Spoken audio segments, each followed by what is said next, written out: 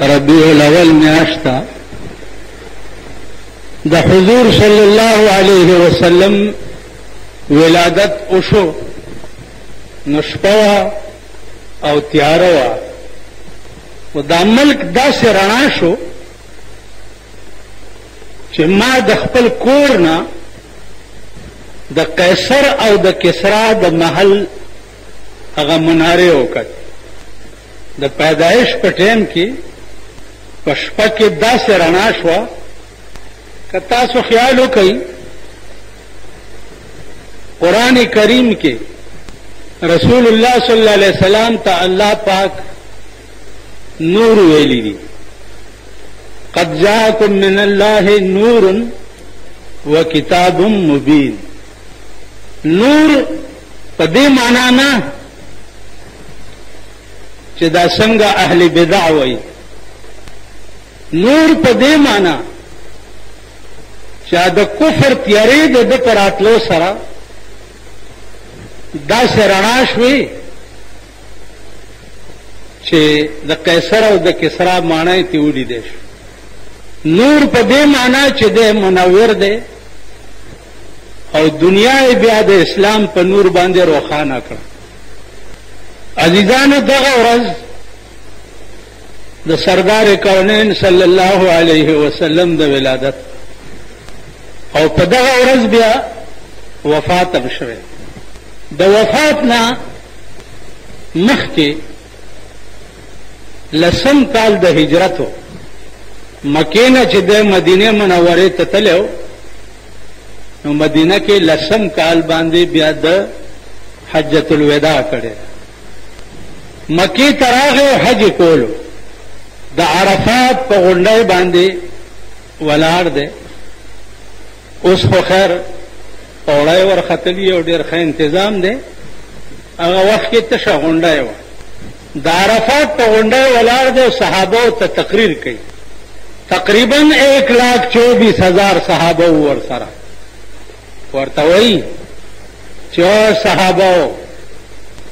هغه وخت کې به تاسو څه کوئ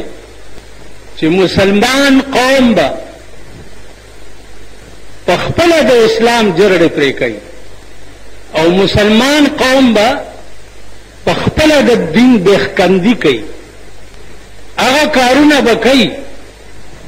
چې هغه به د خدای او د خدای د رسول د مرضا خلاف وي. هغه وخت کې به تاسو څه کوئ؟ صحابه په یو اواز وویل چې یا رسول الله الله پاک دې هغه ورځو ته مونږ نه رسوي چې د کومې ورځې مسلمانان به داسې وي چې هغه د دین بېخکندي به کوي. عزیزانو 1500 کاله وشو. نن وګورئ تاسو د مسلمانانو حال وګورئ څه حال یې جوړ کړی دی. د ښځو د نرو د وړو د زړو حال وګورئ څه حال یې جوړ کړی دی. بله ورځ په لندن کې د کرکټ میچ و. نو تاسو د ناستو خلکو کې به هم داسې وي چې ښځې او نر واړه او زاړه دوه ورځې د کور نه بار په نظر نه راتله او د کرکټ میچ ته ناست. په غبرګو سترګو د داسې قوم مړوند شي چې لاس ټپی او نظر یې نه لګي. د کرکټ کې دې څه شی دا څه شی دی؟ خو دوه نه درې لرګي ښخ کړي او غونډس که ورسره یي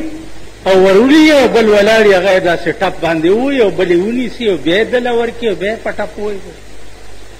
دا څه شی دی؟ روټۍ ده، چای دي، پیسې دي، دولت دی. دا څه شی دی؟ معزز د زمانې ورته ناست، حکمران طبقه ورته ټوله ناست دی. د قوم او د ملک خدمت یې پرېښی کرکټ میچ ته ناست. زما عزیزانو د پیغمبر دغه خبره چې د عرفات په غونډۍ باندې کړې وه هغه وخت اوس دی که نه دی؟ هغه ورځ یو سړي راته وویل چې د زوی واده مې دی بار وفات نه رستو روټۍ له به تم راځې مال تماشه دې پکې کومه خوښه کړې ده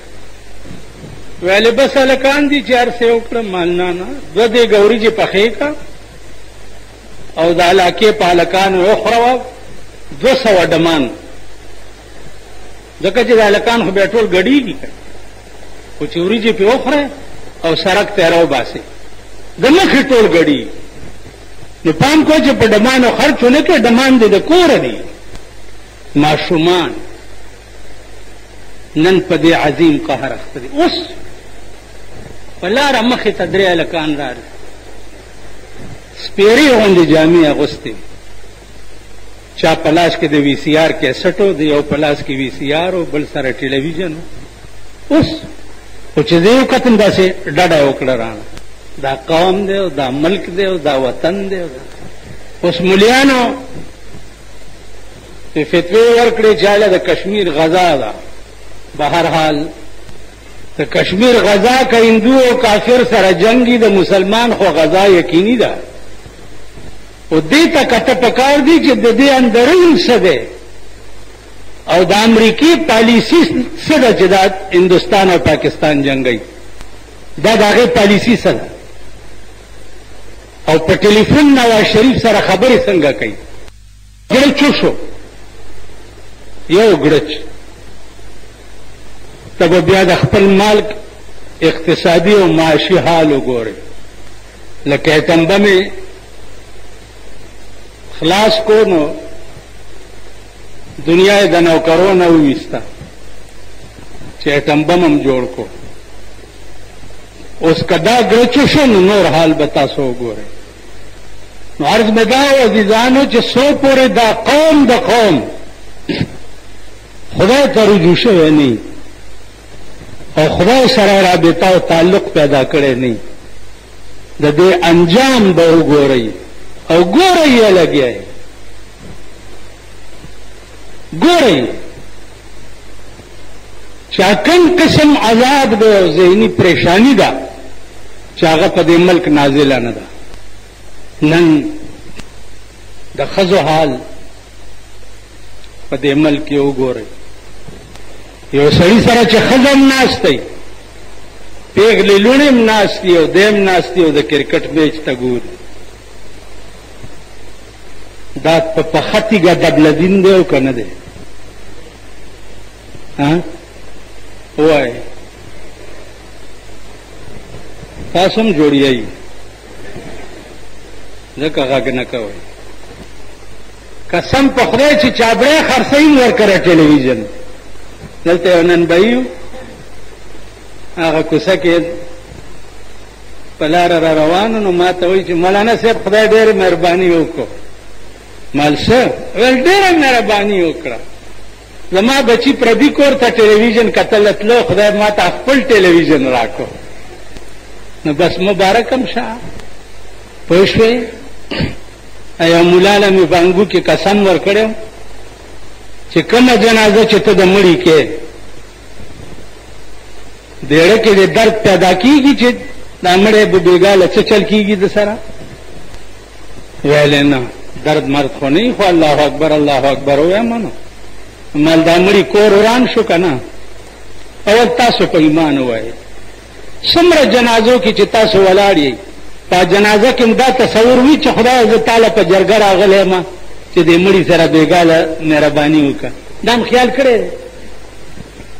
هلکه تا کړی دی ته خو ملا یې وایي نه جي خو بس ودرېږئ الله اکبر الله اکبر الله اکبر الله اکبر بیا 3 ورځې د مړي دوا ده چې دوی تاسو وایئ څه دا دوا د واده کو الله اکبر الله اکبر لا اله الا نو تاسو مړي ته څه وایئ خدای دې کور ران که د مړي په خبره ته نه پوهېږې د ژوندي ته نه پوهېږې د واده ته نه پوهېږې بیړه دې غرقشه کې به څه انجام به دې څه نن ماله یو کتاب راغلی دی یو سړی پیدا شوی دی چې دنیا ملګرې شوې ده چې نه قبر شته نه لړمان شته نه ماران شته نه څه شته نه څه شته داسې د ملیانو ډکوسلې جوړې کړي دي خو بس سړی چې مړ شي بس قبر کی کیدی خاورې راوخوري او ختم شي، بس خبره خلاصه. نن نو هغه کم رنګ دی چې ستا په ملک کې نه ښکاره کي، کومه بیدیني ده چې ستا په ملک کې نه ښکاره کي. نو عزیزانو پیغمبر چې صحابهو ته وایي چې هغه وخت کې به تاسو څه کوئ چې ستاسو مسلمان به د اسلام بیخکندي کوي او جرړې به پرې کوي. نن د اسلام بیخکندي ته چې کور کې لا ناست او ستا ښځه بربنډه د کوره وځي، تا د اسلام بیړه تباه نه کړه. ته کور ناست او لور د کالج ته لاړه شي، تا د اسلام بیړه تباه نه کړه. ته کور ناست او ښځو ته پردي سړي په ټي وي باندې ښه، تا د اسلام بیړه تباه نه کړه.